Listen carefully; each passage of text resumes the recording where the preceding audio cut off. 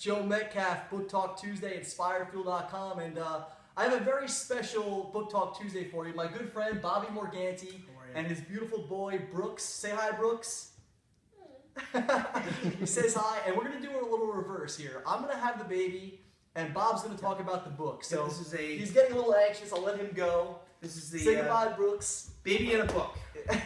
There he goes. But I am here in Connecticut, just outside of New Haven. I went to school with my good friend Bobby Morganti. Bobby, say hi to the crowd. Hello. How are you?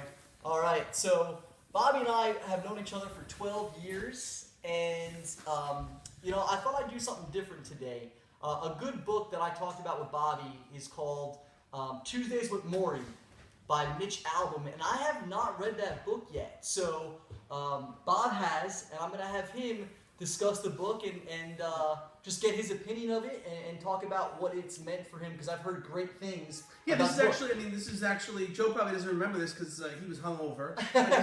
This is one of the first conversations that Joe and I had about this book. I probably was hungover, by the way. So he's not kidding there. Sophomore year of college. In all honesty, I was too. But anyway, so this is a great book. I mean, everybody knows the title. I think it's one of those very familiar titles. It's referenced on all kinds of shows, and Mitch Albom's a very popular author and ESPN commentator, right? He's big sports guy. So what was the biggest takeaway about the book? Well, the biggest takeaway for me, and I think still is, a decade later, is basically that you always need to have some kind of checks and balances in your life, and some level of I like that appreciation for things that you don't really think about every day. Mm-hmm. And there's in this book, Morrie is the older man, the mentor. It was Mitch Albom's college professor, I think, and Mitch Albom realized Morrie was sick, and he realized that he had a limited amount of time left, and it got to the point where Morrie became a catalyst for really enhancing Mitch his own life. I just want to stop you there on so many levels, because it just relates to things that I've gone through, like knowing people that are older than you, and I think we can take a lot from that. Having a mentor, having someone that can guide you and share with you their experiences. If someone's 70, 80 years old, and they tell you things about life, I mean, that can really be some really, really valuable information for you and I being 30 or 24 like you are, right. 20, it's 28, it's a very confusing time, Joe. It's interesting because I think mentors are so vital to our just development in life, and I think Morrie was that for Mitch, right? Yeah, and I think it was at the time, as Mitch was writing the story, it was he was sort of evolving with his own internal commentary and relationship with himself. Right. Again, Morrie being the catalyst for that, and it's the holiday season. A lot of us are seeing family we want to see, family we don't want to see. I think one of the things that I always make it a point to do, probably in part because of this book, is to really pay attention to what your actions are. They speak louder than words, and it's always important to make time for friends and family. And people that you know and love aren't always going to be in your life for one reason or another. So it's always great to really harbor those relationships and get the most out of them as possible. Not only for selfish reasons, but for selfless reasons as well, because they're getting the same out of you.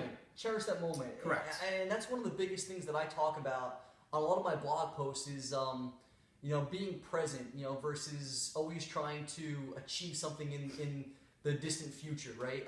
Obviously, we have to set goals and we have to prioritize and achieve, but we also need to appreciate. We also need to sit back and smell the roses, as they say. Yeah, that's right. It's important to do that. I think Morrie, I don't know, I haven't read the book yet, but Morrie and Mitch, they learned that from talking together. I'm glad I'm here, by the way, because now I can legitimize some of the things Joe says, which is... Here comes the roast. No.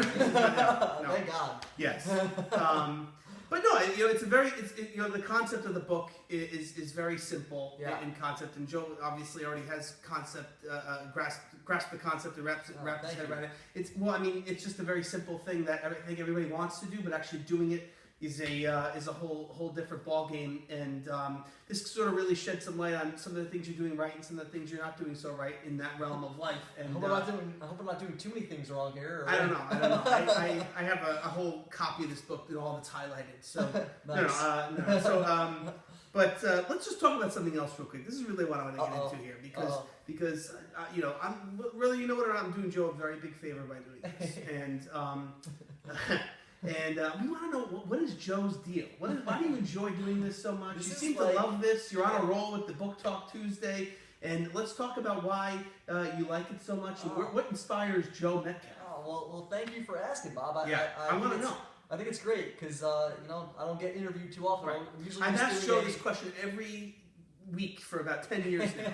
So well, I think that just you know, being able to you know, read something or share my experience and share an insight with someone is what excites me. What gets me going is because I've had so many people that have taken care of me in my life, whether it's family, whether it's friends, whether it's mentors, or books that I've read, Bob, you know, that have made an impact in my life. And for me to just take, you know, a little bit of what I've read or a conversation that I've had with someone else and be able to share it with someone, that has excited me. And I think that's the biggest thing, is being able to give on some kind of level an insight and share an idea with somebody. So that's the passion behind the blog. That's the passion behind Book Talk Tuesdays. And you know, that's what I feel really good about. Because here I am, Joe. I'm in Easton, Connecticut. It snowed like 5 inches the other day.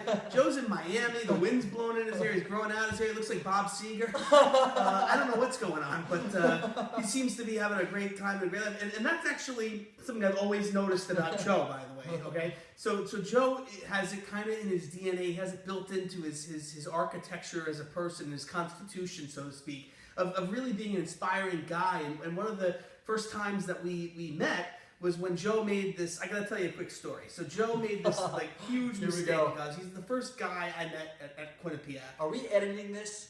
No, we're not. No, live to tape.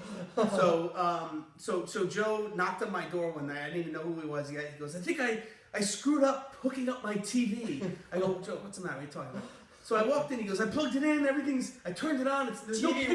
It wasn't working. It wasn't working. Okay, the TV wasn't working. So I go, okay. So you got the plug in the wall. Plug was in the wall.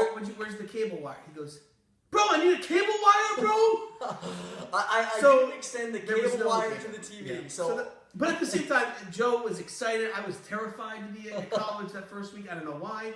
But something about Joe is just inherently inspiring, and it's always good to talk to him, to catch up. There'll be times when Joe and I don't talk for weeks or months even, and we can talk and have a 2-hour conversation, just like nothing, and like we just talked the other day. Right. And there's something to be said about that, because I think you don't really need a reason to be inspiring as a person, and it's good that you're channeling this for other people to see. I appreciate that. That means a lot, and it means a lot to be on this video with me here, man.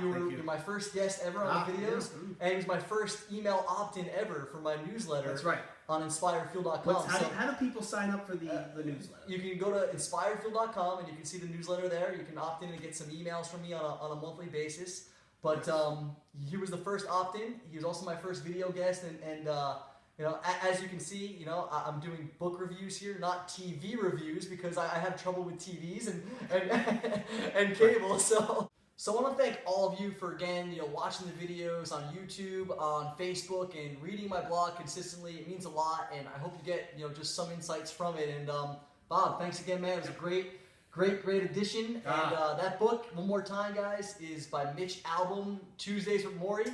You're on Book Talk Tuesdays with Joe and Bob as our first ever guest. And I'm going to make Joe do a book report every time he reads one of these books. Any parting words for the audience here, Bob? No, I mean, I think that this is a great time. I appreciate the invite to do this. I welcome the invite anytime, obviously. I'm just happy to be a part of the Book Talk family.